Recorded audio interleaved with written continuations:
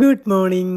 എനിക്കിന്നൊരു happy morning ആണ്. Because morning sessions ഒക്കെ കഴിഞ്ഞാൽ ഞാൻ ഇന്ന് വീട്ടിൽ പോകും. നിങ്ങൾ ഓർക്കുമല്ലേ, ഷടാ ഇവൻ എപ്പോഴും വീട്ടിലാണല്ലോ, പിന്നെ എന്തോ ഇത്ര ഹാപ്പി എന്നല്ലേ? അതിപ്പോ എങ്ങനെയാ പറഞ്ഞു തരിക?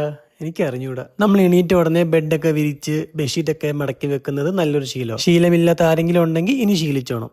ആസ് യൂഷ്വൽ നമ്മൾ ഫ്ലെക്സ് ചെയ്യും.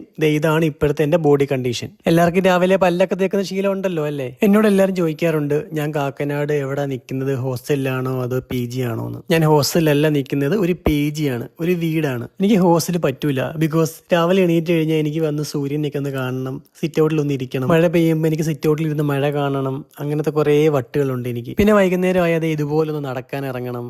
ഞാൻ പറഞ്ഞിട്ടില്ലേ, ഞാൻ ഭയങ്കര ഹോം സിക്കാണ്. അപ്പൊ എനിക്ക് ഹോസ്റ്റൽ ഒട്ടും പറ്റൂല. വീട് പോലെ ആയിരിക്കണം എനിക്ക്, അല്ലെങ്കിൽ ഞാൻ വീട് മിസ് ചെയ്യത്തില്ലേ. ഞാൻ എല്ലാ തവണ വീട്ടിലോട്ട് വരുമ്പോഴും ഈ ചേച്ചിയുടെ സർബത്ത് കട നോക്കി വെക്കുമായിരുന്നു. ഇന്ന് ഞാൻ ഓർത്ത് എന്നാ ചേച്ചിയുടെ സർബത്ത് കുടിച്ചേക്കാണ്. ബൂസ്റ്റ് ഇട്ട സർബത്ത് കേട്ടോ ഞാൻ പറഞ്ഞത്, കേട്ടിട്ടില്ലേ? Boost is the secret of my ആരോഗ്യം.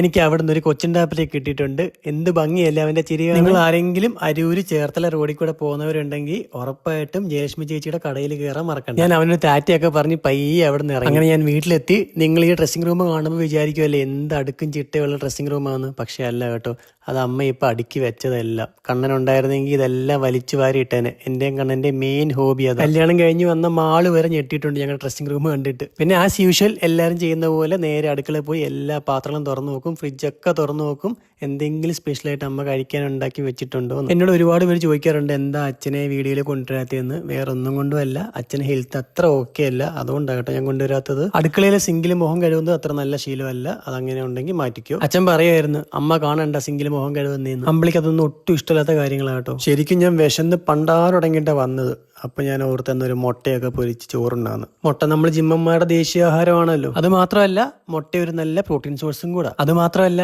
എന്റെ മുട്ടയ്ക്ക് ഭയങ്കര ടേസ്റ്റ് ആണ്. ഇന്നത്തെ പരിപാടി അത്രയേ ഉള്ളൂ. അപ്പൊ ടാറ്റാ.